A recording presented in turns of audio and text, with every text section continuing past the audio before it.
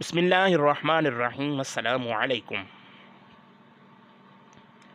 ناظرین۔ جب حضرت امیر المومنین حضرت عثمان غنی رضی اللہ تعالی عنہ کے خلاف فتنوں نے سر اٹھایا تو حضرت سعد بن ابی وقاص رضی اللہ تعالی عنہ نے فرمایا، میں گواہی دیتا ہوں کہ رسول اللہ صلی اللہ علیہ وآلہ وسلم نے فرمایا تھا کہ ایک فتنہ اٹھے گا، اس وقت بیٹھنے والا کھڑے ہونے والے سے، کھڑا ہونے والا چلنے والے سے، اور چلنے والا دوڑنے والے سے بہتر ہوگا۔ آپ مزید فرماتے ہیں کہ میں نے عرض کیا، یا رسول اللہ صلی اللہ علیہ وآلہ وسلم، اگر کوئی شخص اس وقت میرے گھر میں داخل ہو کر مجھے قتل کرنے کے لیے میری طرف ہاتھ بڑھائے تو پھر میرے لیے کیا حکم ہے؟ آپ صلی اللہ علیہ وآلہ وسلم نے فرمایا، تم ابن آدم یعنی حابیل کی طرح ہو جانا، جو رویہ حابیل نے قتل ہونے کے وقت اختیار کیا تھا تم بھی وہی کر لینا۔ ناظرین، جب قابیل نے حابیل کو قتل کرنے کی دھمکی دی تو حابیل نے ایسا کیا کہا جس کا تذکرہ پیارے آقا صلی اللہ علیہ وآلہ وسلم نے فرمایا۔ اس کے الفاظ اللہ رب العزت نے قرآن پاک میں کچھ یوں ارشاد فرمائے ہیں، بے شک اگر تو اپنا ہاتھ بڑھائے گا مجھے قتل کرے تو میں اپنا ہاتھ تجھ پر نہ بڑھاؤں گا کہ تجھے قتل کروں، کیونکہ میں اللہ سے ڈرتا ہوں جو مالک ہے سارے جہان کا۔ ناظرین، حافظ ابن کثیر علیہ رحمہ نقل کرتے ہیں کہ حابیل کا یہ اظہار بیان اس کے حسن اخلاق اور خشیت الہی پر دلالت کرتا ہے، اور اس بات کا غماز ہے کہ حابیل چاہتا تھا کہ قابیل نے تو غلط ارادہ کر لیا ہے لیکن میں اس ناپاک عزم سے محفوظ رہ جاؤں۔ چنانچہ حابیل نے کہا، میں تو یہ چاہتا ہوں کہ میرا اور تیرا گناہ دونوں تیرے ہی سر پڑیں تو تم دوزخی ہو جائے، اور بے انصافیوں کی یہی سزا ہے۔ یعنی حابیل نے کہا، اگرچہ قوت و طاقت میں تجھ سے زیادہ ہوں لیکن میں نے تجھے قتل نہ کرنے کا ارادہ کیا ہے، اور میں نے پختہ عزم کر لیا ہے کہ میرے قتل کا گناہ اور اس سے قبل جو گناہ تو کر چکا سب کا بوجھ تو اٹھائے گا۔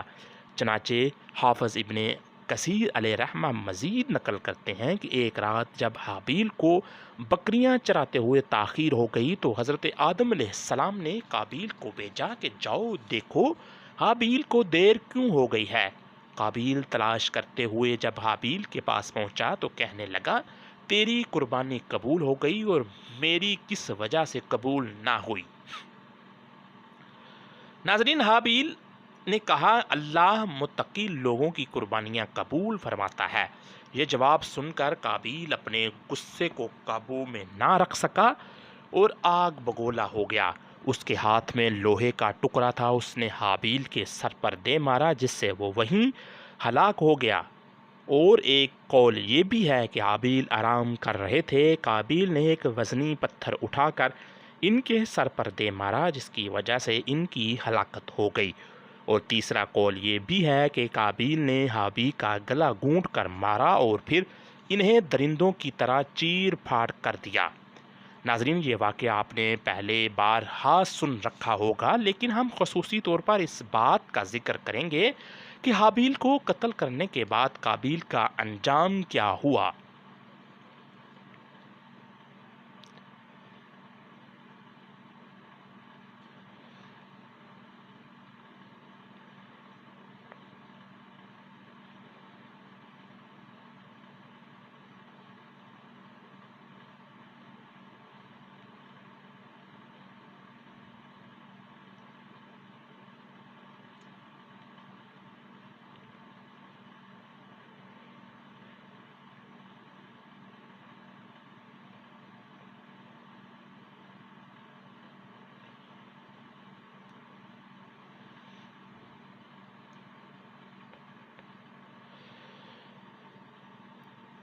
چنانچہ امام طبری لکھتے ہیں کہ حضرت ابن عباس رضی اللہ تعالی عنہ روایت کرتے ہیں کہ قابیل نے اپنے بھائی حابیل کو تو قتل کر دیا تو اپنی بہن جس کا نام اکلیمہ آیا ہے اس کا ہاتھ پکڑا اور اسے لے کر بز نامی پہاڑ سے اتر کر حفیظ کے مقام کی طرف بھاگ گیا۔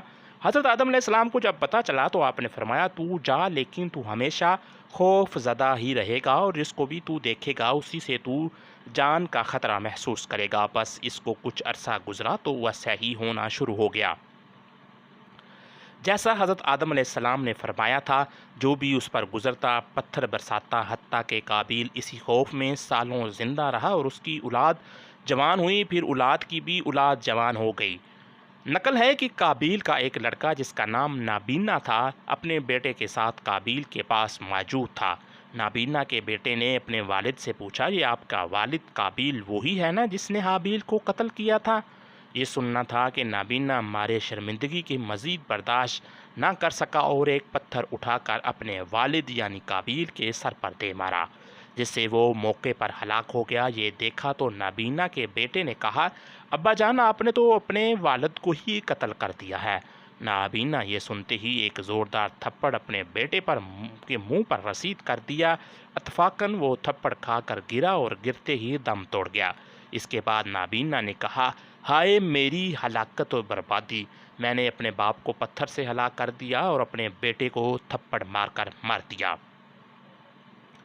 ایک اور جگہ روایت ہے کہ قابیل بہت جلد عذاب میں گرفتار ہو گیا تھا۔ جس دن اس نے اپنے بھائی کو قتل کیا اس کی پنڈلی اس کی ران سے مل گئی تھی، جس طرف بھی سورج کا رخ ہوتا اس کا چہرہ بھی ادھر ہی گھوم جاتا۔ یہ عذاب اسے اپنے والدین کی نافرمانی اور اپنے بھائی سے حسد کی بنا پر پہنچا۔